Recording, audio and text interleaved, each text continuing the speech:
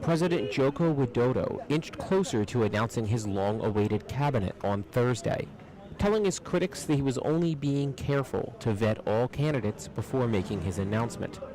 The president says his list is now before the Corruption Eradication Commission, the KPK. The process is expected to take another 2 to 3 business days. Yet Widodo has come under fire in recent weeks over delays in announcing his cabinet.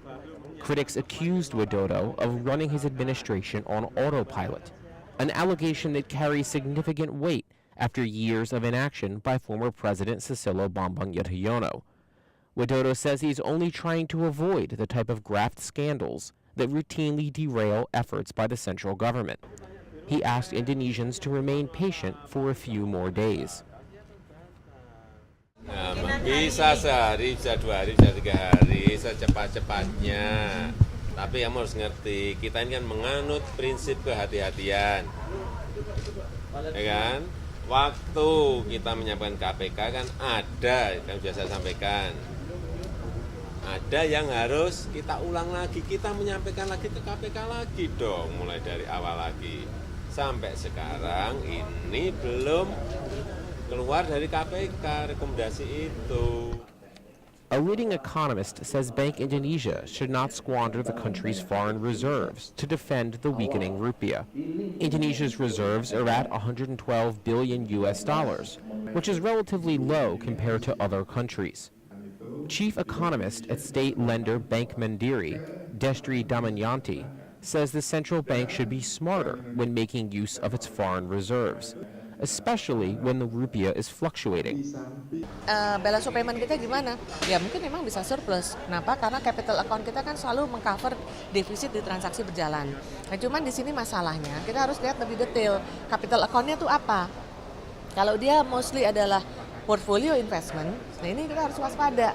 Karena kan yang namanya portfolio investment, apakah dia masuk saham ataupun masuk ke bonds, itu kan memang sifatnya sangat bebas ya. Dia mau masuk at any time, dia mau keluar juga kapanpun dia mau keluar dia akan keluar gitu. Nah, jadi ini yang harus kita waspadai ya. Sementara kalau misalnya inflow itu banyak lebih di penanaman modal asing, nah ini yang mestinya yang ideal. Kenapa? Karena kalau kita bicara PMA itu mereka masuk ke sektor real, mereka langsung gitulah, dampaknya langsung nyata. Indonesian authorities will release 2 French journalists detained for reporting without a proper visa in the wrested province of Papua. Television journalists Thomas Dandois and Valentine Brant will walk free next week after more than 2 months behind bars. The pair was found guilty of reporting on a tourist visa, a charge compounded by the Indonesian government's de facto ban on foreign journalists working in Papua. The central government has long been criticized for restricting access to the province, the site of both substantial mineral deposits and a decades-long insurgency against the Indonesian government. The journalists were attempting to make a documentary about the separatist movement and would have in all likelihood not received an official reporting visa for their trip. They face up to 5 years in prison, but were only sentenced to time served. Indonesia's offshore debt ratio is beginning to show a substantial increase, sparking fresh concerns as it is dominated by offshore debts in the corporate sector.